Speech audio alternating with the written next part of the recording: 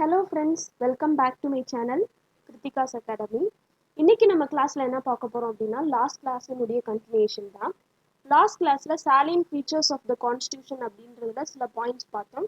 அதனுடைய கண்டினியூஷனா இன்னைக்கு நம்ம பார்க்க போறது என்ன அப்படின்னா remaining points in the salient features of the constitution, the constitution of India அப்படின்றதும் and the schedules of the constitution அட்டவணைகள் அப்படின்றதையும் ஒரு கிளான்ஸ்ல வந்து பார்க்க போறோம். So the list of salient features already discussed. என்னென்ன பார்த்தோம் அப்படின்னா it's the lengthiest written constitution பார்த்தோம். It is drawn from various sources பார்த்தோம். It is a blend of rigidity and flexibility அப்படின்னு பார்த்தோம். Federal system with unitary bias அப்படின்னு பார்த்தோம். Parliamentary form of government அப்படின்றது பார்த்தோம். Integrated and independent judiciary அப்படின்னு பார்த்தோம். Fundamental rights அப்படின்றது பார்த்தோம். And directive principles of state policy DPSP அப்படின்றது வந்து பார்த்தோம். So 8 points வந்து லாஸ்ட் கிளாஸ்ல கவர் பண்ணியிருக்கோம். அதனுடைய கண்டினியூஷனா 9th பாயிண்ட் அப்படின்றது ஃபண்டமெண்டல் டியூட்டிஸ். ஃபண்டமெண்டல் ரைட்ஸ் அப்படின்றது அடிப்படை உரிமைகள் அப்படின்றது, ஃபண்டமெண்டல் டியூட்டிஸ் அப்படின்றது அடிப்படை கடமைகள் அப்படின்றது. இந்த ஃபண்டமெண்டல் டியூட்டிஸ் அப்படின்றது வந்து ஒரிஜினலி கான்ஸ்டியூஷன் இருந்தப்போ அடாப்ட் பண்ணப்போ வந்து இருந்துச்சா அப்படின்னு கேட்டா இல்லை. ஃபண்டமெண்டல் டியூட்டிஸ் அப்படின்ற ஒன்று ப்ரொவைட் பண்ணப்படலை.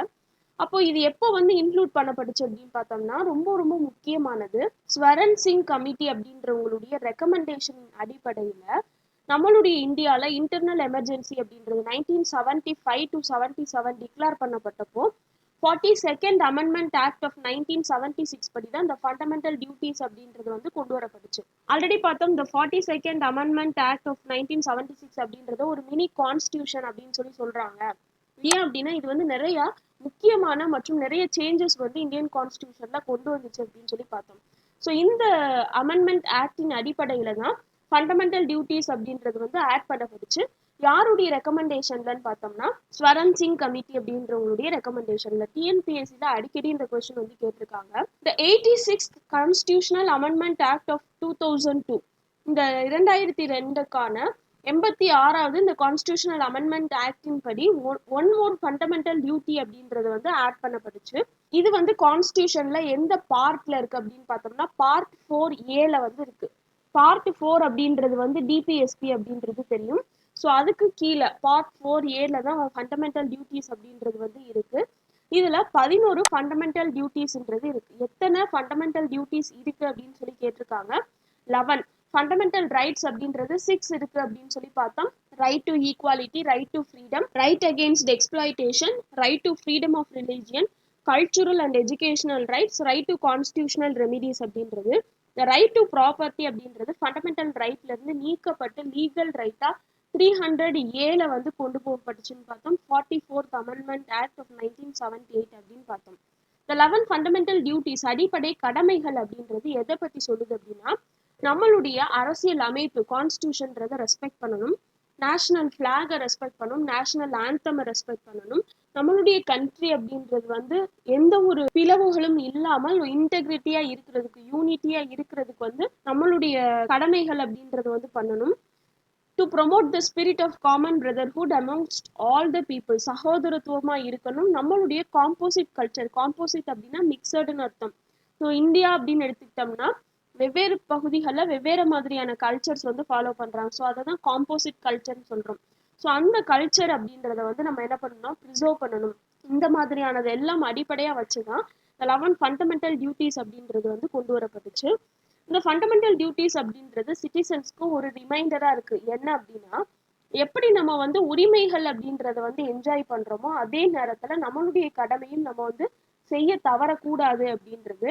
ஹவவர் லைக் இந்த டிபிஎஸ்பி மாதிரி இந்த டியூட்டிஸ் அப்படின்றதும் நான் ஜஸ்டிசியபிள் இன் நேச்சர். இது வந்து கோர்ட்டால வந்து ஜஸ்டிசியபிள் பண்ண முடியாது லைக் டிபிஎஸ்பி மாதிரி. வேறஸ் த ஃபண்டமெண்டல் ரைட்ஸ் அப்படின்றது வந்து வயலேட் ஆகும் பட்சத்துல அக்ரீவ்ட் பர்சன் வந்து என்ன பண்ணலாம் அப்படின்னா சுப்ரீம் கோர்ட்கே டைரக்டா போய் வந்து கம்ப்ளைண்ட் பண்ணலாம் அப்படின்னு சொல்லி பார்த்தோம். நெக்ஸ்ட் பார்த்தோம் அப்படின்னா செக்யூலர் ஸ்டேட் அப்படின்றது. செக்யூலர் அப்படின்னா மத சார்பற்ற, இன சார்பற்ற அப்படின்னு அர்த்தம். நம்மளுடைய கான்ஸ்டியூஷன் வந்து செக்யூலரான ஒரு ஸ்டேட். இங்க ஸ்டேட் அப்படின்றது வந்து தமிழ்நாடு அந்த மாதிரி கிடையாது. ஹோல் அஸ் இந்தியாவை தான் செக்யூலர் ஸ்டேட் அப்படின்னு சொல்லியிருக்காங்க. ஸோ நம்மளுடைய நாடு மத சார்பற்ற நாடா இருக்கிறதுனால இந்த கான்ஸ்டியூஷன் அப்படின்றது எந்த ஒரு பர்டிகுலர் ரிலீஜியனையும் இந்தியன் ஸ்டேட்டினுடைய அஃபிஷியல் ரிலீஜியன் அப்படின்னு சொல்லி டிக்ளேர் பண்ணல. என்னென்ன ப்ரொவிஷன்ஸ் கான்ஸ்டியூஷன்ல இருக்கக்கூடிய என்னென்ன ப்ரொவிஷன்ஸ் வந்து இந்தியன் ஸ்டேட் அப்படின்றதனுடைய செக்யூலர் கேரக்டரை ரிவீல் பண்ணுது அப்படின்னு பார்த்தோம்னா, இந்த டேர்ம் செக்யூலர் அப்படின்றது ப்ரயாம்பிள்ல வந்து எப்போ ஆட் பண்ணப்பட்டுச்சு அப்படின்னா 1976 42nd அமெண்ட்மெண்ட் ஆக்டின் அடிப்படையில தான் இந்த டேர்ம் அப்படின்றது வந்து ஆட் பண்ணப்பட்டுச்சு. ஸோ இந்த ப்ரயாம்பிள் அப்படின்றது எல்லா சிட்டிசன்ஸ்க்கும் அவங்களுடைய லிபர்ட்டியை வந்து கொடுக்குது. எதில் அப்படின்னா ஃபெய்த், அவங்களுடைய நம்பிக்கை, எந்த கடவுளை மேல வேணாலும் அவங்க வந்து நம்பிக்கை வச்சிருக்கலாம், எந்த கடவுள் மேல வேணாலும் அவங்க பிலீஃப் வச்சிருக்கலாம், எந்த கடவுளை வேணாலும் அவங்க வழிபடலாம். ஸோ இந்த லிபர்ட்டி அப்படின்றது வந்து கொடுக்குது. The state shall not deny to any person equality before the law or equal protection of the laws. சட்டத்திற்கு முன்பாக அனைவருமே சமம் அப்படின்றது தான் வந்து சொல்லுது. அதுக்கான ஆர்டிக்கல் வந்து article 14. The state shall not discriminate against any citizen on the ground of religion. இவங்க வந்து ஹிந்து, இவங்க கிறிஸ்டின், இவங்க முஸ்லீம் அப்படின்னு சொல்லி அவங்களுடைய இந்த ரிலீஜியன் அப்படின்றத வச்சு அவங்கள வந்து டிஸ்கிரிமினேட் பண்ண மாட்டாங்க அப்படின்றத சொல்றது வந்து ஆர்டிக்கல் 15 அப்படின்றது. Next, equality of opportunity for all citizens in matters of public employment. So அரசு வேலை வாய்ப்புகள்ல வந்து எல்லாருக்கும் சம உரிமை அப்படின்றது அளிக்கப்படும், எல்லாருக்கும் ஈக்குவலான ஆப்பர்ச்சுனிட்டி அப்படின்றது அளிக்கப்படும் அப்படின்றது ஆர்டிகல் 16 அப்படின்றது. ரைட் டு ஈக்குவாலிட்டி அப்படின்றது ஆர்டிகல் 14 to 18 பார்த்தோம். ஸோ அதில் தான் இந்த 3 ஆர்டிகல்ஸும் கவர் ஆகும். நெக்ஸ்ட் பார்த்தோம் அப்படின்னா, all persons are equally entitled to freedom of conscience and the right to freely profess, practise and propagate any religion.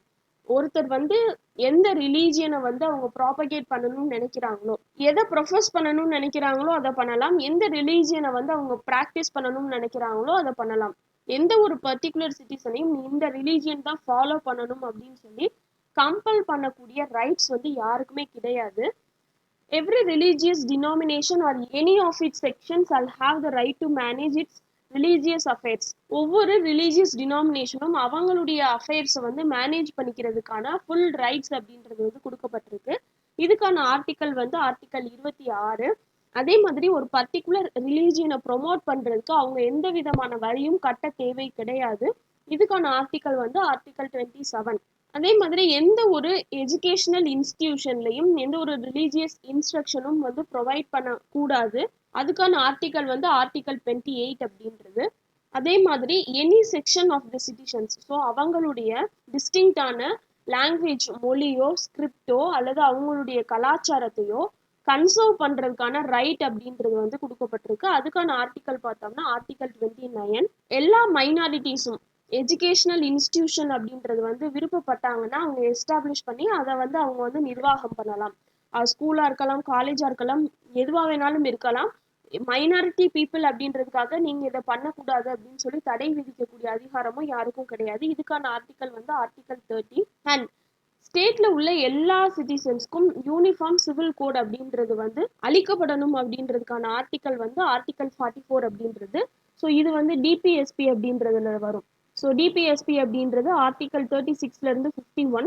இதில் வந்து நிறைய முக்கியமான ஆர்டிகல்ஸ் அப்படின்றது வந்து இருக்கு. பஞ்சாயத் இந்த மாதிரியானதெல்லாம் இதில் வரும். அதில் இந்த யூனிஃபார்ம் சிவில் கோட் அப்படின்றதுக்கான ஆர்டிக்கல் என்னன்னு கேட்டிருக்காங்க. ஆர்டிக்கல் 44 அப்படின்றது ஞாபகம் வச்சுக்கணும். மீதி பார்த்த எல்லாமே எதில் வரும்னா ஃபண்டமெண்டல் ரைட்ஸில் வந்து வரும்.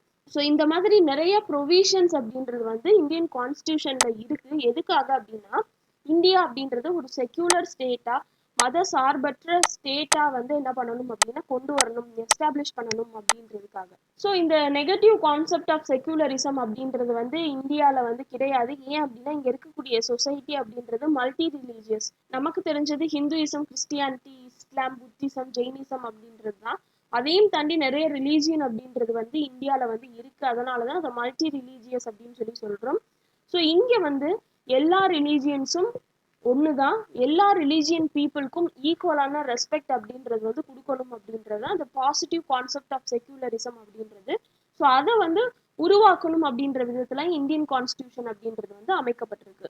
ஸோ இதனால இந்த old system of communal representation அப்படின்றத வந்து அபாலிஷ் பண்ணிட்டாங்க. அதாவது லெஜிஸ்லேச்சர்ஸ்ல அவங்களுடைய ரிலீஜியனின் அடிப்படையில் வந்து சீட் ரிசர்வேஷன் அப்படின்றது வந்து இருந்துச்சு. முஸ்லிம்ஸ்க்கு இவ்வளோ பர்சன்டேஜ், இந்த மாதிரியான இந்த கம்யூனல் ரெப்ரசன்டேஷன் இந்த ரிசர்வேஷன் ஆஃப் சீட்ஸ் அப்படின்றது வந்து என்ன பண்ணப்பட்டுச்சு அப்படின்னா அபாலிஷ் பண்ணப்பட்டுச்சு.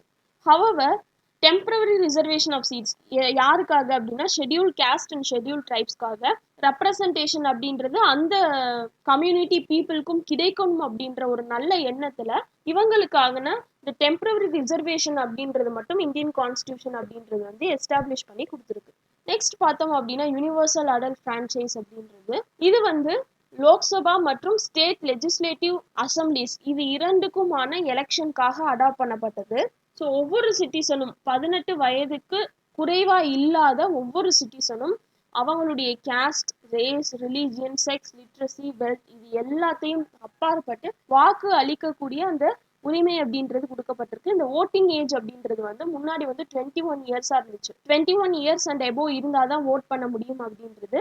இந்த 21 இயர்ஸ் அப்படின்றத 18 இயர்ஸா ரெடியூஸ் பண்ணது எப்போ அப்படின்னா 1989ல. Very very very important question. இதுக்கான அமெண்ட்மெண்ட் ஆக்ட்னு பார்த்தோம்னா 61st கான்ஸ்டியூஷனல் அமெண்ட்மெண்ட் ஆக்ட் 1988ல. ஸோ இந்த ஆக்ட் அப்படின்றது கொண்டு வந்து அதுக்கு அடுத்த வருஷத்துல இருந்து இம்ப்ளிமெண்ட் பண்ணப்பட்டுச்சுன்னு ஞாபகம் வச்சுக்கோங்க. 21 வயதுல இருந்து 18 வயதா குறைத்த அமெண்ட்மெண்ட் ஆக்ட் எதுன்னு கேட்டிருக்காங்க. 61st அமெண்ட்மெண்ட் ஆக்ட் 1988 அப்படின்னு ஞாபகம் வச்சுக்கோங்க. ஸோ இந்த கான்ஸ்டியூஷன் மேக்கர்ஸ்க்கு வந்து இந்த யூனிவர்சல் அடல்ட் ஃப்ரான்ச்சைஸ் அப்படின்றத வந்து கொண்டு வந்தது வந்து ஒரு மிகப்பெரிய விஷயம். ஏன் அப்படின்னா கண்ட்ரி அப்படின்றது வந்து வாஸ்ட் இன் சைஸா இருக்கு. பாப்புலேஷன் அப்படின்றது ரொம்ப ஹியூஜா இருக்கு. பாவர்ட்டி வறுமை அப்படின்றது அதிக அளவில் இருந்துச்சு. சோசியல் இன்இக்வாலிட்டி அப்படின்றது இன்இக்வாலிட்டி அப்படின்றது அதிக அளவில் இருந்துச்சு. அண்ட் இல்லிட்ரஸி கல்வி அறிவு இல்லாதது வந்து அதிக அளவில் இருந்துச்சு. ஸோ இது எல்லாத்தையுமே அவங்க மனசுல வச்சுக்காம இந்த மாதிரியான ஒரு சிஸ்டம் கொண்டு வந்தது வந்து உண்மையிலே பாராட்டத்தக்கது தான். ஸோ இதன் மூலமா காமனான பீப்புளுக்கும் அவங்களுடைய செல்ஃப் ரெஸ்பெக்ட் அப்படின்றது கிடைக்கிறதுக்கு வந்து உதவுது. ஈக்குவாலிட்டி அப்படின்றது வந்து வார்த்தை அளவுல இல்லாம அதை வந்து உண்மையிலேயே நிறைவேற்றுற விதத்துல வந்து இந்த சிஸ்டம் அப்படின்றது வந்து கொண்டு வரப்பட்டுச்சு. மைனாரிட்டி பீப்புளா இருந்தாலும் அவங்களுடைய இன்ட்ரெஸ்ட்டை வந்து ப்ரொடெக்ட் பண்ற விதத்திலையும் வீக்கர் செக்ஷன் பீப்புள் அப்படின்னும் அவங்கள வந்து ஒதுக்கி வைக்காமல் எல்லாரையும் வந்து ஒன்று சேர்க்கிற விதத்துலதான் இந்த சிஸ்டம் அப்படின்றது வந்து கொண்டு வரப்பட்டுச்சு. ஸோ அது வந்து உண்மையிலே வந்து என்னதுன்னா பாராட்டத்தக்கக்கூடிய விஷயம். நெக்ஸ்ட் பார்த்தோம் அப்படின்னா சிங்கிள் சிட்டிசன்ஷிப் அப்படின்றது இந்தியன் கான்ஸ்டியூஷன் அப்படின்றது ஃபெடரலி நேச்சர் அப்படின்னு தெரியும். அதாவது வந்து சென்டர் ஸ்டேட் அப்படின்ற மாதிரி டியூவல் பாலிட்டி வந்து இருக்கு. ஆனா என்னதான் வந்து இந்த சிஸ்டம் அப்படின்றது வந்து ஃபெடரலின் ஸ்ட்ரக்சரா இருந்தாலும் இது வந்து சிங்கிள் சிட்டிசன்ஷிப் தான் கொடுக்குது. அதாவது இந்தியன் சிட்டிசன்ஷிப் தான் கொடுக்குது. வரஸ் யூஎஸ்ஏ மாதிரியான கண்ட்ரிஸ் எடுத்துக்கிட்டோம் அப்படின்னா ஒவ்வொரு பர்சனுக்கும் டபுள் சிட்டிசன்ஷிப் அப்படின்றது வந்து கிடைக்குது. டியூவல் செட் ஆஃப் ரைட்ஸ் அப்படின்றது கிடைக்குது. ஒன்று வந்து என்ன அப்படின்னா நேஷனல் கவர்மெண்ட்னால கொடுக்கப்படுறது, இன்னொன்று ஸ்டேட் கவர்மெண்ட்னால கொடுக்கப்படுறது. ஸோ யூஎஸ்ஏல சிட்டிசனா இருந்தாருன்னா அவர் வந்து அந்த யூஎஸ்ஏக்கு மட்டும் சிட்டிசனா இல்லாம எந்த பர்டிகுலர் ஸ்டேட்டோ அந்த பர்டிகுலர் ஸ்டேட்டுடைய சிட்டிசன்ஷிப்பையும் வந்து கிடைக்கும். நானா இந்தியா அப்படின்னு எடுத்துக்கிட்டோம்னா ஒரே ஒரு சிட்டிசன்ஷிப் தான் இந்தியன் சிட்டிசன்ஷிப் அப்படின்றது. ஸோ நம்ம தமிழ்நாடா இருந்தாலும் உத்தரப்பிரதேஷா இருந்தாலும் குஜராத்தா இருந்தாலும் ஆந்திராவா இருந்தாலும் எந்த ஸ்டேட்டா இருந்தாலும் நமக்கு வந்து சிங்கிள் சிட்டிசன்ஷிப் தான். சர்டன் கேசஸ்ல மட்டும் வந்து எக்ஸெப்ஷன் இருக்கு. என்னென்ன அப்படின்னா ட்ரைபல் ஏரியாஸ், ஜம்மு காஷ்மீர் இந்த மாதிரியானதுக்கு மட்டும்தான் வந்து சர்டன் எக்ஸெப்ஷன்ஸ் அப்படின்றது வந்து இருக்கு. அது தவிர இந்தியன் கான்ஸ்டியூஷன் அப்படின்றது சிங்கிள் சிட்டிசன்ஷிப்பை தான் ப்ரொவைட் பண்ணுது. நெக்ஸ்ட் பார்த்தோம் அப்படின்னா இண்டிபெண்டன்ட் பாடிஸ் அப்படின்றது. ஸோ கான்ஸ்டியூஷன் எடுத்துக்கிட்டோம்னா லெஜிஸ்லேட்டிவ் ஆர்கன்ஸ் இருக்குன்றது தெரியும், எக்ஸிக்யூட்டிவ் ஆர்கன்ஸ்ன்றது இருக்குன்னு தெரியும், ஜுடிஷியல் ஆர்கன்ஸ் இருக்குன்றது தெரியும். ஸோ போத் சென்டர்லையும் சரி ஸ்டேட்லையும் சரி. இது தவிர சர்டன் இண்டிபெண்டன்ட் பாடிஸ் வந்து இருக்காங்க. அதாவது தனிச்சையா வந்து செயல்படுறவங்க என்னென்ன அப்படின்னு பார்த்தோம்னா ஃபர்ஸ்ட் ஒன் எலெக்ஷன் கமிஷன் அப்படின்றது, second one comptroller and auditor general of India CAG அப்படின்னு சொல்லுவாங்க, third one UPSC union public service commission அப்படின்றது, and fourth one state public service commission. So election commission அப்படின்றவங்களுடைய ஃபங்க்ஷன் என்ன அப்படின்னு பார்த்தோம்னா ஃப்ரீயான and fair elections ப்ராப்பரான முறையில் எந்த ஒரு ஊழலும் இல்லாமல் வந்து எலெக்ஷன்ஸ் வந்து கண்டக்ட் பண்ணுறது தான். ஸோ எந்தெந்த மாதிரியானதுக்கு எலெக்ஷன்ஸ்னு பார்த்தோம்னா பார்லிமெண்ட்ல நடக்கக்கூடிய எலெக்ஷன்ஸ், ஸ்டேட் லெஜிஸ்லேச்சர்ஸ்ல நடக்கக்கூடிய எலெக்ஷன்ஸ், லெஜிஸ்லேட்டிவ் அசம்பிளி, லெஜிஸ்லேட்டிவ் கவுன்சில்ல நடக்கக்கூடிய எலெக்ஷன்ஸ்க்கு, அண்ட் பிரசிடென்ட்டுக்கான எலெக்ஷன் அண்ட் வைஸ் பிரசிடென்ட்கான எலெக்ஷன். இது எல்லாத்துலேயுமே ஃபேரான எலெக்ஷன் நடக்கிறத வந்து உறுதி செய்கிறது தான் இந்த எலெக்ஷன் கமிஷனுடைய வேலை. Comptroller and auditor general of India CAG அப்படின்னு எடுத்துக்கிட்டோம்னா இவங்க வந்து சென்ட்ரல் அண்ட் ஸ்டேட் கவர்மெண்ட்டினுடைய அக்கௌண்ட்ஸ் வந்து ஆடிட் பண்ணுவாங்க.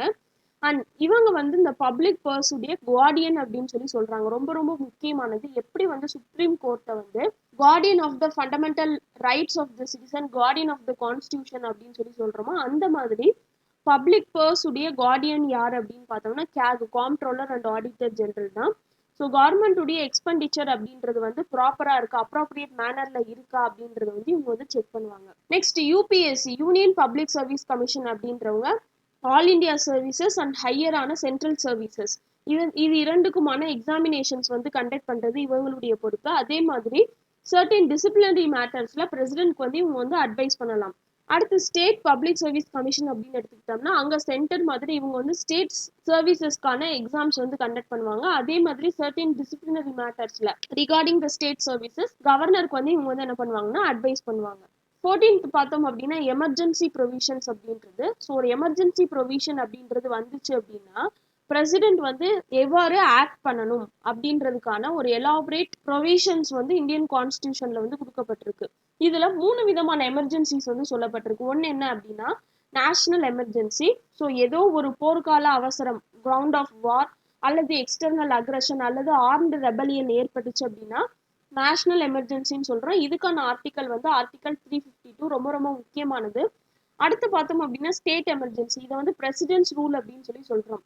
ஸோ ஒரு ஸ்டேட்ல இருக்கக்கூடிய கான்ஸ்டியூஷனல் மெஷினரி ஃபெயிலியர், அதாவது வந்து ஒரு சிஎம்க்கு வந்து ஏதோ ஒரு ஆகுது, அவங்க இறந்து போயிடுறாங்க அல்லது ஏதோ ஒரு கேள்விக்குறி ஆகுது அப்படின்ற பட்சத்தில் இந்த ஸ்டேட் எமர்ஜென்சி அப்படின்றது வந்து டிக்ளேர் பண்ணப்படும்.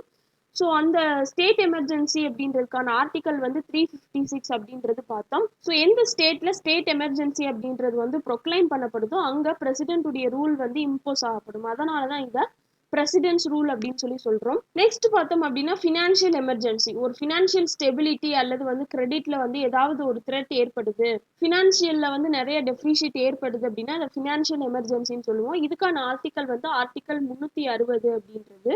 ஸோ இந்த எமர்ஜென்சி அப்படின்றது இதுல ஏதாவது ஒரு எமர்ஜென்சி அப்படின்றது ப்ரொக்ளைம் பண்ணப்பட்டாலும் சென்ட்ரல் கவர்மெண்ட் அப்படின்றது வந்து டோட்டல் பவர் வந்து அவங்களுடைய கண்ட்ரோல்ல எடுத்துக்குவாங்க. ஸ்டேட் அப்படின்றவங்க சென்டருடைய கண்ட்ரோலுக்கு வந்து ஃபுல் அண்ட் ஃபுல்லா வந்து போயிடுவாங்க. ஸோ இந்தியன் கான்ஸ்டியூஷன் அப்படின்றது வந்து ஃபெடரல் ஸ்ட்ரக்சரா இருந்தாலும் சென்டர் அண்ட் ஸ்டேட் அப்படின்னு இரண்டா இருந்தாலும் இந்த மாதிரியான எமர்ஜென்சியான டைம்ல டோட்டல் கண்ட்ரோல் சென்டருக்கு போயிருது. ஸோ இந்த federal to unitary system of conversion of political system அப்படின்றது வந்து இந்தியன் கான்ஸ்டியூஷன்ல இருக்கக்கூடிய ஒன் ஆஃப் த யூனிக் ஃபீச்சர்ஸா வந்து இருக்கு. 15th பார்த்தோம் அப்படின்னா 3 tier கவர்மெண்ட். இது ரொம்ப ரொம்ப முக்கியமானது. இந்தியன் கான்ஸ்டியூஷன் அப்படின்றது எத்தனை ஃபார்ம் ஆஃப் கவர்மெண்ட் அல்லது வந்து என்ன மாதிரியான கவர்மெண்ட் வந்து எஸ்டாப்ளிஷ் பண்ணிருக்கு அப்படின்னு கேட்டிருக்காங்க. 3 tier கவர்மெண்ட் அப்படின்றது ஞாபகம் வச்சுக்கணும். இந்தியன் கவர்மெண்ட் அப்படின்றது வந்து என்ன ஃபார்ம் ஆஃப் கவர்மெண்ட் அப்படின்றது கேட்டிருக்காங்க. ஒரிஜினலி இந்தியன் கான்ஸ்டியூஷன் அப்படின்றது வந்து டியூவல் பாலிட்டியை தான் எஸ்டாப்ளிஷ் பண்ணுச்சு. அதாவது சென்டர் அண்ட் ஸ்டேட் அப்படின்றது மட்டும்தான் இருந்துச்சு. But The 73rd and 74th Constitutional Amendment Act 1992 ரொம்ப ரொம்ப முக்கியமானது. 73வது மற்றும் 74வது சட்ட திருத்தம். இதுதான் இந்த 3 tier of government அப்படின்றது வந்து ஆட் பண்ணிருக்கு. அதாவது லோக்கல் கவர்மெண்ட் அப்படின்ற ஒன்று வந்து இன்ட்ரடியூஸ் பண்ணிருக்கு. இது வந்து உலகத்திலே எந்த ஒரு கான்ஸ்டியூஷன்லையுமே கிடையாது.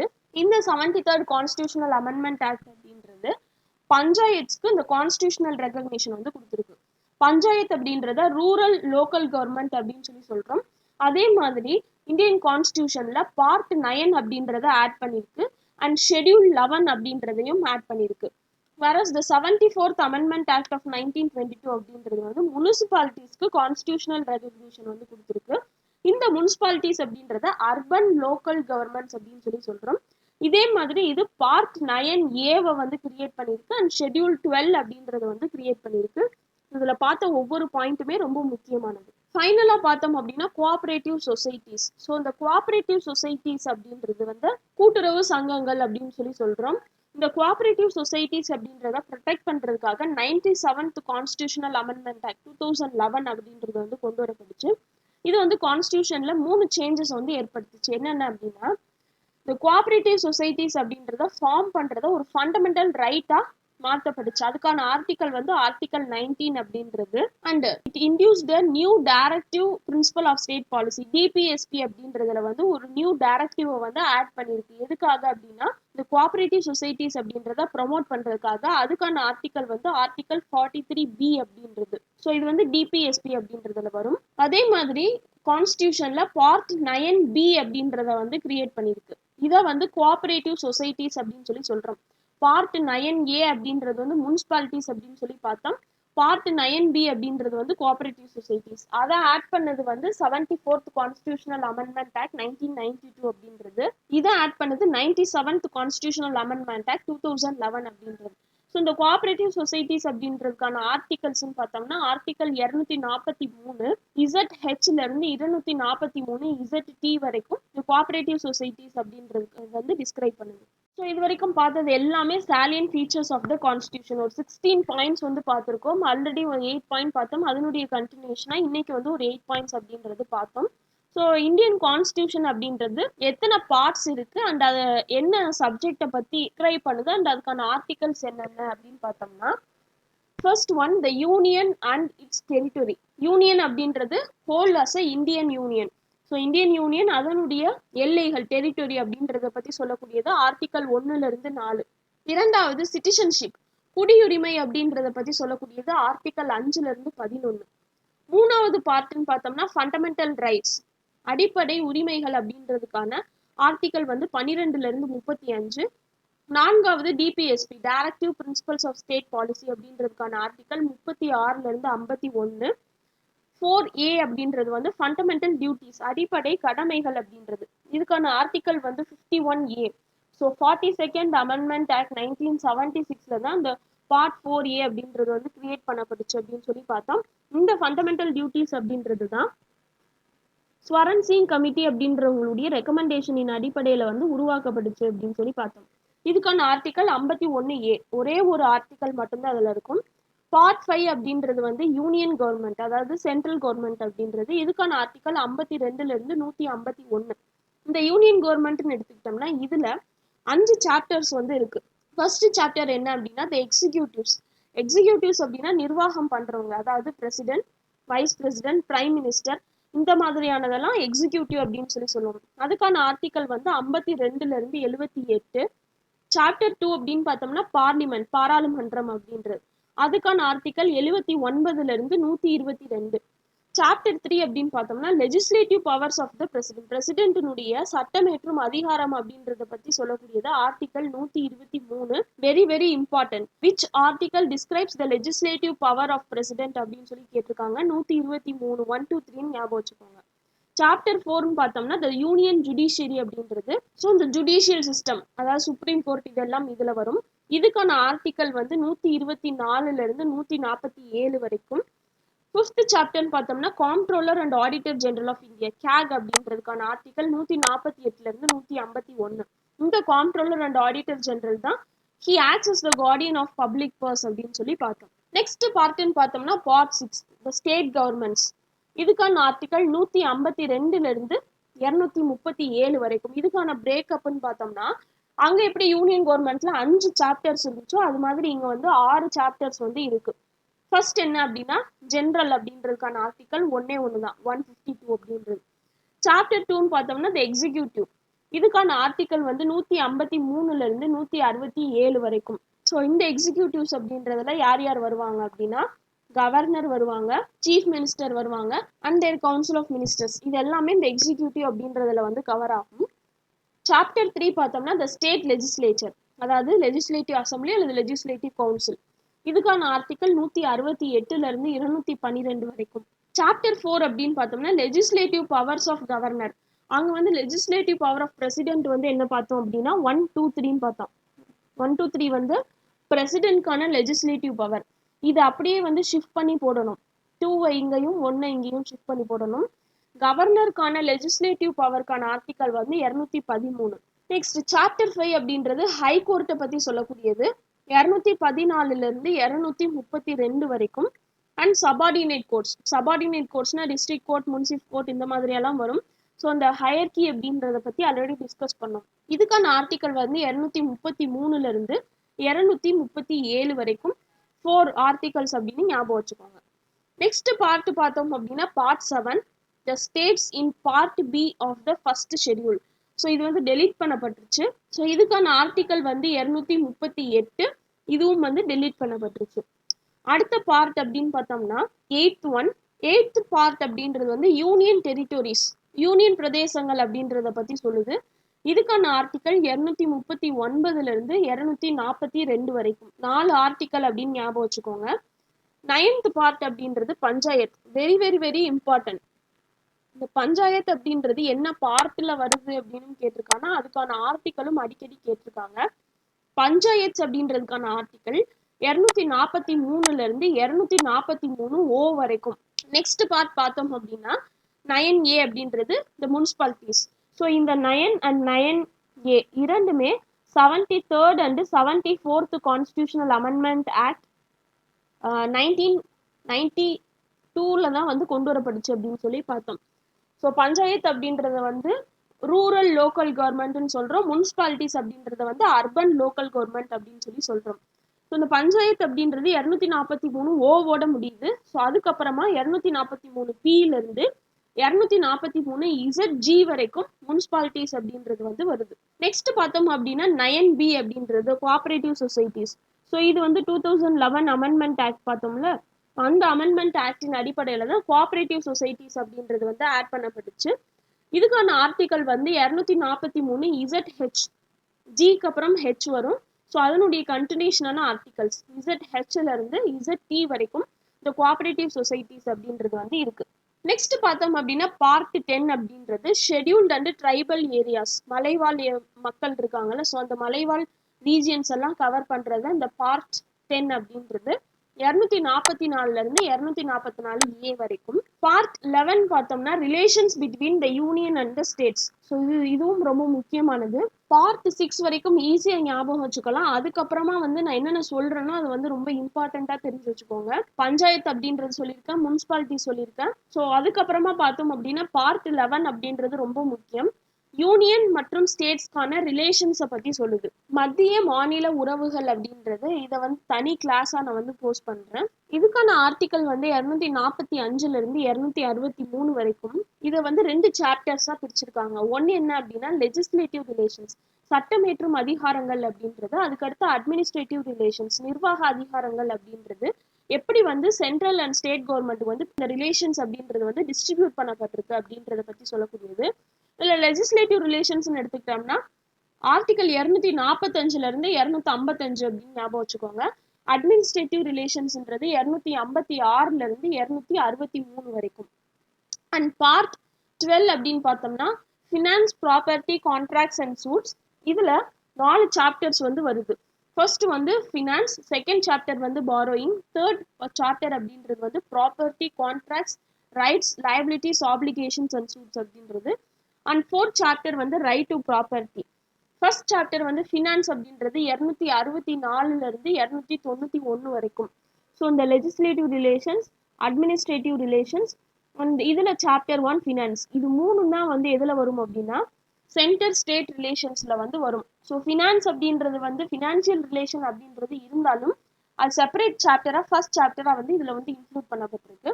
அண்ட் சாப்டர் 2 பாரோயிங்கான ஆர்டிகல்ஸ்ன்னு பார்த்தோம்னா 292, 293. சாப்டர் 3ன்னு பார்த்தோம்னா 294 இருந்து 300 வரைக்கும். அண்ட் சாப்டர் 4 அப்படின்றது ரைட் டு ப்ராப்பர்ட்டி. இது வந்து ஆல்ரெடி நம்ம டிஸ்கஸ் பண்ணியிருக்கோம். 300A அப்படின்றது வந்து 44th கான்ஸ்டியூஷனல் அமெண்ட்மெண்ட் ஆக்ட் 1978 அடிப்படையில் இந்த ரைட் டு ப்ராப்பர்ட்டி அப்படின்றது இதுல வந்து லீகல் ரைட்டா இன்க்ளூட் பண்ணப்பட்டிருக்கு அப்படின்னு. நெக்ஸ்ட் சாப்டர் வந்து 13 அப்படின்னு பார்த்தோம்னா trade, commerce and intercourse within the territory of India. இதுக்கான ஆர்டிக்கல் வந்து 301 இருந்து 307 வரைக்கும். நெக்ஸ்ட் 14 அப்படின்னு பார்த்தோம்னா services under the union and the states. So இதில் 2 சாப்டர்ஸ். ஒன்று வந்து சர்வீசஸ் அப்படின்றது, second one public service commissions அப்படின்றது. ஸோ இதுக்கான ஆர்டிக்கல் வந்து ரொம்ப முக்கியம். பப்ளிக் சர்வீஸ் கமிஷன்ஸ்க்கான ஆர்டிக்கல் என்ன அப்படின்னு கேட்டிருக்காங்க. இதுவும் ரொம்ப முக்கியமானது தான். ஸோ டோட்டலாக எடுத்துக்கிட்டோம்னா 308 இருந்து 323 வரைக்கும் யூனியன் அண்ட் ஸ்டேட்ஸ்க்கான சர்வீசஸை வந்து டிஸ்கிரைப் பண்ணுது. இதில் 308 இருந்து 314 வந்து சர்வீசஸை பற்றியும், 315 இருந்து 323 வந்து பப்ளிக் சர்வீஸ் கமிஷன்ஸை பற்றியும் சொல்லுது. நெக்ஸ்ட் 14A அப்படின்றது வந்து ட்ரிபியூனல்ஸ். இதுவுமே ரொம்ப முக்கியமானதுதான். தீர்ப்பாயங்கள் அப்படின்னு சொல்லி சொல்லுவாங்க. 323A மற்றும் 323B 2 ஆர்டிக்கலும் ரொம்ப முக்கியமானது. ட்ரிபியூனல்ஸ்க்கான ஆர்டிகல்ஸ் என்ன அப்படின்னு அடிக்கடி கேட்டிருக்காங்க. நெக்ஸ்ட் 15 பார்த்தோம்னா எலெக்ஷன்ஸ். இதுவும் ரொம்ப முக்கியமானது. எலெக்ஷன் வந்து எந்த பார்ட்டில் வந்து கொடுக்கப்பட்டிருக்குன்னு கேட்டிருக்காங்க. ஆர்டிக்கல் அப்படின்னு எடுத்துக்கிட்டோம்னா 324 இருந்து 329A வரைக்கும் வரும். நெக்ஸ்ட் 16 அப்படின்னு பார்த்தோம்னா special provisions relating to certain classes. So certain கிளாஸஸ்க்கான சர்டின் ஸ்பெஷல் ப்ரொவிஷன்ஸ் அப்படின்றது 330ல இருந்து 342 வரைக்கும். நெக்ஸ்ட் பார்த்தோம் அப்படின்னா பார்ட் 17 அப்படின்றது அஃபிஷியல் லாங்குவேஜ். இதுவும் ரொம்ப ரொம்ப முக்கியமானது. அஃபிஷியல் லாங்குவேஜ் வந்து எந்த பார்ட்டுன்னு கேட்டிருக்காங்க. அஃபிஷியல் லாங்குவேஜ் அப்படின்றதுக்கான ஆர்டிக்கல் பார்த்தோம்னா 343ல இருந்து 351 வரைக்கும். இது வந்து 4 சாப்டர்ஸா பிரிக்கிறாங்க. ஃபர்ஸ்ட் சாப்டர் அப்படின்றது வந்து லாங்குவேஜ் ஆஃப் த யூனியன், அதாவது லாங்குவேஜ் ஆஃப் சென்ட்ரல் கவர்மெண்ட் அப்படின்றது வந்து 343 மற்றும் 344. நெக்ஸ்ட் பார்த்தோம் அப்படின்னா ரீஜனல் லாங்குவேஜஸ். ஸோ அந்தந்த ரீஜியன்ஸ்க்கான லாங்குவேஜஸ் அப்படின்றத பத்தி சொல்லக்கூடியது 345ல இருந்து 347. தேர்ட் சாப்டர் அப்படின்னு பார்த்தோம்னா சுப்ரீம் கோர்ட், ஹை கோர்ட் இந்த மாதிரி இதுல ப்ராக்டிஸ் பண்ணக்கூடிய அந்த லாங்குவேஜஸ் அப்படின்றது 348ல இருந்து 349 வரைக்கும். சாப்டர் 4 அப்படின்னு பார்த்தோம்னா ஸ்பெஷல் டைரக்டிவ்ஸ். இதுக்கான ஆர்டிக்கல் வந்து 350 மற்றும் 351 அப்படின்னு. ஸோ 4 சாப்டர்ஸ் அப்படின்றது வந்து இதுல கவர் ஆகுது. நெக்ஸ்ட் பார்த்தோம் அப்படின்னா சாப்டர் 18 அப்படின்றது எமர்ஜென்சி ப்ரொவிஷன்ஸ் பத்தி சொல்லக்கூடியது. ஆர்டிக்கல் 352ல இருந்து 360 வரைக்கும். நேஷனல் எமர்ஜென்சினா 352, ஸ்டேட் எமர்ஜென்சினா 356, ஃபினான்ஷியல் எமர்ஜென்சினா 360 அப்படின்றது. அண்ட் நெக்ஸ்ட் பார்ட் அப்படின்றது miscellaneous. And amendment of the constitution பத்தி சொல்லக்கூடியது வந்து பார்ட் 20. இதுக்கான ஆர்டிக்கல் வந்து 368. ரொம்ப ரொம்ப முக்கியமானது. சவுத் ஆப்பிரிக்கன் கான்ஸ்டியூஷன் அப்படின்றதுல இருந்து இந்த அமெண்ட்மெண்ட்டை வந்து எடுத்திருக்கோம் அப்படின்னு சொல்லி பார்த்தோம். நெக்ஸ்ட் பார்த்தோம் அப்படின்னா 21 அப்படின்றது temporary, transitional and special provinces. And finally பார்த்தோம் அப்படின்னா short title, commencement, authoritative text in Hindi and repeals அப்படின்றது. இது எல்லாமே வந்து என்ன அப்படின்னா ரொம்ப முக்கியமான பார்ட் அண்ட் தென் ஆர்டிகல்ஸ் அப்படின்றது. இதுல நம்ம தெரிஞ்சுக்க வேண்டியது என்ன அப்படின்னா இந்த பார்ட் 7 அப்படின்றதுல வந்து, அதாவது இந்த ஆர்டிக்கல் 238 அப்படின்றது வந்து டெலிட் பண்ணப்பட்டுருச்சு அப்படின்னு சொல்லி பார்த்தோம். ஸோ இதுக்கான அமெண்ட்மெண்ட் ஆக்ட் எது அப்படின்னு பார்த்தோம்னா 7th amendment act 1956, state reorganisation act 1956 அப்படின்னு ஞாபகம் வச்சுக்கோங்க. On the other hand part 4A and part 14A இது இரண்டுமே 42nd அமெண்ட்மெண்ட் ஆக்ட் 1976 படி தான் வந்து ஆட் பண்ணப்பட்டுச்சு. அண்ட் பார்ட் 9A அப்படின்னு பார்த்தோம்னா முனிசிபாலிட்டிஸ் அப்படின்றது 74th அமெண்ட்மெண்ட் ஆக்ட் 1992 அப்படின்றதுல ஆட் பண்ணப்பட்டுச்சு. அண்ட் 9B கோஆபரேட்டிவ் சொசைட்டிஸ் அப்படின்றது வந்து 97th அமெண்ட்மெண்ட் ஆக்ட் 2011ல வந்து ஆட் பண்ணப்பட்டுச்சு. பார்ட் 4A அப்படின்றது வந்து ஃபண்டமெண்டல் டியூட்டிஸை பற்றி சொல்லும். அண்ட் பார்ட் 14A அப்படின்றது வந்து ட்ரிபியூனல்ஸ் அப்படின்னு சொல்லி பார்த்தோம். நெக்ஸ்ட் பார்த்தோம் அப்படின்னா ஷெடியூல்ஸ் ஆஃப் த கான்ஸ்டியூஷன், அட்டவணைகள் அப்படின்றது 12 ஷெடியூல்ஸ் அப்படின்றது வந்து இருக்கு. ஒவ்வொரு ஷெடியூலும் எதை சொல்லுது அப்படின்றத தெரிஞ்சு வச்சுக்கணும். ஃபர்ஸ்ட் ஷெடியூல் அப்படின்றது வந்து என்னென்ன ஸ்டேட்ஸ், அதனுடைய நேம் என்ன, அதனுடைய டெரிட்டோரியல் ஜுரிஸ்டிக்ஷன் என்ன, அதே மாதிரி யூனியன் டெரிட்டரிஸ் என்னன்னா அதனுடைய எக்ஸ்டென்ட் அப்படின்றது எந்த அளவுல இருக்கு அப்படின்றது ஃபர்ஸ்ட் ஷெடியூல் வந்து சொல்லுது. இதுக்கான ஆர்டிக்கல் 1 மற்றும் 4. இரண்டாவது ஷெடியூல் அப்படின்னு பார்த்தோம்னா provisions relating to the emoluments, allowances and privileges. யார் யாருக்கு கொடுக்கக்கூடிய இந்த அலவன்சஸ் அண்ட் ப்ரிவிலேஜஸ் பத்தி இதுல சொல்லப்பட்டிருக்கு அப்படின்னா பிரசிடென்ட் ஆஃப் இந்தியா, ஸ்டேட் உடைய கவர்னர்ஸ், லோக்சபாவினுடைய ஸ்பீக்கர் மற்றும் டெப்டி ஸ்பீக்கர், ராஜ்யசபாவுடைய சேர்மேன் மற்றும் டெப்டி சேர்மேன். அதே மாதிரி ஸ்டேட் லெவல் எடுத்துக்கிட்டோம்னா லெஜிஸ்லேட்டிவ் அசம்பிளியினுடைய speaker and deputy speaker, legislative கவுன்சிலினுடைய chairman and deputy chairman, supreme கோர்ட்டுடைய ஜட்ஜஸ், ஹை கோர்ட்டுடைய judges and comptroller and auditor general of India CAG. இவங்களுக்கு கொடுக்கக்கூடிய அந்த எமால்யூமெண்ட்ஸ், அலவன்சஸ், ப்ரிவிலேஜஸ் இது எல்லாத்தையும் பற்றி இந்த செகண்ட் ஷெடியூல் அப்படின்றதுல சொல்லப்பட்டிருக்கு. இதுக்கான ஆர்டிக்கல்னு எடுத்துக்கிட்டோம்னா ஆர்டிக்கல் 59, 65, 75, 97, 125, 148, 158, 164, 186 மற்றும் 221. நெக்ஸ்ட் தேர்ட் ஷெடியூல் அப்படின்னு எடுத்துக்கிட்டோம்னா forms of oath or affirmations, அதாவது வந்து உறுதிமொழிகள் அப்படின்றது எடுப்பாங்க. அந்த உறுதிமொழிகள் அப்படின்றத பத்தி இதுல சொல்லப்பட்டிருக்கு. யார் யாரோடது அப்படின்னா யூனியன் மினிஸ்டர்ஸ், அதே மாதிரி பார்லிமெண்ட்கான எலெக்ஷன்ல நிற்கக்கூடிய கேண்டிடேட்ஸ், பார்லிமெண்ட்டுடைய மெம்பர்ஸ், சுப்ரீம் கோர்ட்டுடைய ஜட்ஜஸ், இந்தியன் கேக் உடைய ஓத் அண்ட் ஸ்டேட் மினிஸ்டர்ஸ், அதே மாதிரி ஸ்டேட் லெஜிஸ்லேச்சருடைய எலெக்ஷன்ல நிற்கக்கூடிய கேண்டிடேட்ஸ், ஸ்டேட் லெஜிஸ்லேச்சருடைய மெம்பர்ஸ் அண்ட் ஹை கோர்ட்டுடைய ஜட்ஜஸ். இவங்களுடைய forms of oath and affirmations பற்றி சொல்லப்பட்டிருக்கு. ஆர்டிகல்ஸ்ன்னு பார்த்தோம்னா 75, 84, 99, 124, 146, 173, 188 மற்றும் 219. ஃபோர்த் ஷெடியூல் அப்படின்னு பார்த்தோம்னா ராஜ்யசபால ஸ்டேட்ஸ் மற்றும் யூனியன் டெரிட்டரிஸ்க்கான சீட் அலோகேஷன் பற்றி சொல்லப்பட்டிருக்கு. ஆர்டிகல் வந்து 4 and 80. ஃபிஃப்த் ஷெடியூல் அப்படின்னு பார்த்தோம்னா provisions relating to the administration and control of scheduled areas மற்றும் ஷெடியூல்டு ட்ரைப்ஸ் ஆகிய இந்த ரீஜியன்ஸ் உடைய நிர்வாகம் மற்றும் அவங்களுடைய கண்ட்ரோல் இதை பற்றி சொல்லக்கூடியது ஃபிஃப்த் ஷெடியூல். இதுக்கான ஆர்டிகல் வந்து 244. சிக்ஸ்த் ஷெடியூல் அப்படின்னு பார்த்தோம்னா அசாம், மேகாலயா, திரிபுரா மற்றும் மிசோரம் ஆகிய இந்த 4 ஏரியாஸ், இந்த 4 ஸ்டேட்ஸினுடைய அட்மினிஸ்ட்ரேஷன் அண்ட் கண்ட்ரோல் பற்றி சொல்லக்கூடியது சிக்ஸ்த் ஷெடியூல் அப்படின்றது. இது தவிர இருக்கக்கூடிய ஷெடியூல்டு ஏரியாஸ் அண்ட் ஷெடியூல் ட்ரைப்ஸை பற்றி சொல்லக்கூடியது ஃபிஃப்த் ஷெடியூல். சிக்ஸ்த் ஷெடியூல் அப்படின்றது வந்து ஏஎம்டிஎம் ஞாபகம் வச்சுக்கோங்க. அசாம், மேகாலயா, திரிபுரா அண்ட் மிசோரம் இவங்களுடைய அட்மினிஸ்ட்ரேஷன் அண்ட் கண்ட்ரோல் பற்றி சொல்லக்கூடியது. ஆர்டிக்கல் எடுத்துக்கிட்டோம்னா 244 அண்ட் 275. செவன்த் ஷெடியூல் அப்படின்னு பார்த்தோம்னா distribution of power between the union and the states. States மற்றும் யூனியனுக்கான பவர் டிவிஷன் அப்படின்றது எப்படி இருக்கு அப்படின்றது. ஸோ 3 லிஸ்ட் வந்து கொடுத்துருக்காங்க. லிஸ்ட் 1, லிஸ்ட் 2, லிஸ்ட் 3 அப்படின்றது. லிஸ்ட் 1 அப்படின்றது யூனியன் லிஸ்ட் அப்படின்னு சொல்லி சொல்றோம். லிஸ்ட் 2 அப்படின்றது ஸ்டேட் லிஸ்ட். லிஸ்ட் 3 அப்படின்றது கன்கரண்ட் லிஸ்ட், பொது பட்டியல் அப்படின்றது. ஸோ இதை பத்தி சொல்லக்கூடியது 246. நெக்ஸ்ட் 8th ஷெடியூல் அப்படின்னு எடுத்துக்கிட்டோம்னா languages recognised by the constitution. Originally 14 languages அப்படின்றது வந்து இருந்துச்சு. இப்போ வந்து 22 லாங்குவேஜஸ் வந்து ரெகக்னைஸ்டு லாங்குவேஜஸா வந்து இருக்கு. ஸோ இதுக்கான ஆர்டிக்கல்னு பார்த்தோம்னா 344 அண்ட் 351. ஷெடியூல் அப்படின்னு பார்த்தோம்னா 8th schedule. So official languages of India அப்படின்றது தான் 8th ஷெடியூல்ல வந்து சொல்லப்பட்டிருக்கு. நெக்ஸ்ட் 9th ஷெடியூல் அப்படின்னு பார்த்தோம்னா அதாவது லேண்ட் ரிஃபார்ம்ஸ், நில சீர்திருத்தம் மற்றும் இந்த ஜமீன்தாரி சிஸ்டம் ஒழிப்பு, abolition of the zamindari system. So இது எல்லாத்தையும் பற்றி வந்து இந்த 9th ஷெடியூல் அப்படின்றதுல வந்து சொல்லப்பட்டிருக்கு. இதுக்கான ஆர்டிக்கல் வந்து 31B. நெக்ஸ்ட் பார்த்தோம் அப்படின்னா 10th ஷெடியூல் அப்படின்றது வந்து மெம்பர்ஸ் உடைய பார்லிமெண்ட் மெம்பர்ஸ்னுடைய டிஸ்குவாலிஃபிகேஷன், அதே மாதிரி ஸ்டேட் லெஜிஸ்லேஷன்ஸ் உடைய மெம்பர்ஸ் உடைய disqualification on the ground of defection. So இதுக்காக வந்து ஒரு லா வந்து ப்ரொபோஸ் பண்ணப்படுச்சு. அதாவது ஆன்டி டிஃபெக்ஷன் லா, கட்சி தடைத்தாவல் சட்டம் அப்படின்னு சொல்லி சொல்லுவோம்.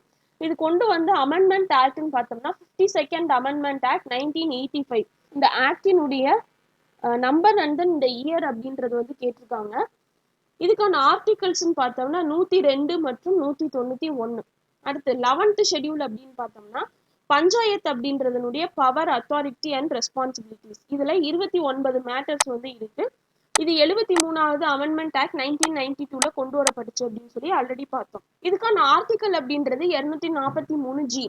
நெக்ஸ்ட் ஃபைனல் ஷெடியூல் அப்படின்னு பார்த்தோம்னா முனிசிபாலிட்டிஸ் உடைய பவர்ஸ் என்ன, அத்தாரிட்டி அண்ட் ரெஸ்பான்சிபிலிட்டிஸ் என்னென்ன அப்படின்றது. இதுல இருக்கக்கூடிய மேட்டர்ஸ் அப்படின்னு பார்த்தோம்னா டோட்டலா 18 மேட்டர்ஸ் அப்படின்றது இருக்கு. இதுவும் 1992ல தான் வந்து ஆட் பண்ணப்பட்டுச்சு. ஆனா 74வது அமெண்ட்மெண்ட் ஆக்ட் அப்படின்றது. ஸோ இதுக்கான ஆர்டிக்கல் அப்படின்றது வந்து 243W அப்படின்றது. ஸோ இது எல்லாம் தான் வந்து இந்த 12 schedules of the Indian constitution அப்படின்றது. ஒவ்வொரு ஷெடியூலும் எதை பற்றி சொல்லுது அப்படின்றத வந்து கேட்டிருக்காங்க. அல்லது இந்த disqualification on the ground of defection அப்படின்றத பற்றி எந்த ஷெடியூலில் சொல்லியிருக்கு, பஞ்சாயத்து அப்படின்றது எந்த ஷெடியூலில் சொல்லியிருக்கு, முனிசிபாலிட்டிஸ் அப்படின்றத எந்த ஷெடியூலில் சொல்லியிருக்கு அப்படின்ற மாதிரியும் கேட்டிருக்காங்க. இதில் இந்த அஃபிஷியல் லாங்குவேஜஸ் அப்படின்றது பார்த்தோம். அஃபிஷியல் லாங்குவேஜஸ் அப்படின்றதுக்கான ஷெடியூல் வந்து 8th ஷெடியூல். ஒரிஜினலி வந்து 14 அப்படின்றது வந்து இருந்துச்சு. இப்போ ப்ரெசென்ட்டா 22 அப்படின்றது வந்து இருக்கு அப்படின்னு சொல்லி பார்த்தோம். அதுவுமே இந்த ஷெடியூல்ஸ் அப்படின்றதுல ரொம்ப முக்கியமானது. So that's all for today friends. இன்னைக்கு கிளாஸ் இதோட கம்ப்ளீட் ஆகுது. சாலின் ஃபீச்சர்ஸ் ஆஃப் த கான்ஸ்டியூஷன் அப்படின்றதுல ஒரு 8 பாயிண்ட்ஸ் வந்து டிஸ்கஸ் பண்ணோம். அண்ட் இந்தியன் கான்ஸ்டியூஷன் அப்படின்றதுல ஒவ்வொரு பார்ட் அண்ட் அதனுடைய ஆர்டிகல்ஸ் என்னன்னா அதனுடைய சப்ஜெக்ட் மேட்டர் என்ன அப்படின்றத வந்து ஒரு கிளான்ஸாக பார்த்துருக்கோம். ஸோ இன் டீட்டெயில்டாக வந்து நம்ம கவர் பண்ணலை. இனி இருக்கக்கூடிய கிளாஸஸில் வந்து ஒவ்வொரு பார்ட்டையுமே வந்து எடுத்து அதை வந்து செப்பரேட் கிளாஸஸாக வந்து போஸ்ட் பண்ணுறேன். அண்ட் 12 ஷெடியூல்ஸ் அப்படின்றத பற்றி டிஸ்கஸ் பண்ணோம். என்னுடைய வீடியோ யூஸ்ஃபுல்லாக இருந்திருக்கும் அப்படின்னு சொல்லி நம்புகிறேன். என்னோட வீடியோ யூஸ்ஃபுல்லாக இருந்துச்சு அப்படின்னா please share this video with your friends. உங்களுடைய சஜஷன்ஸ் அண்ட் கமெண்ட்ஸ் அப்படின்றத கமெண்ட் செக்ஷனில் தெரியப்படுத்துங்க. இன்னொரு நல்ல டாப்பிக்கோட உங்கள் எல்லாரையும் மீட் பண்ணுறேன். Until then take care and by.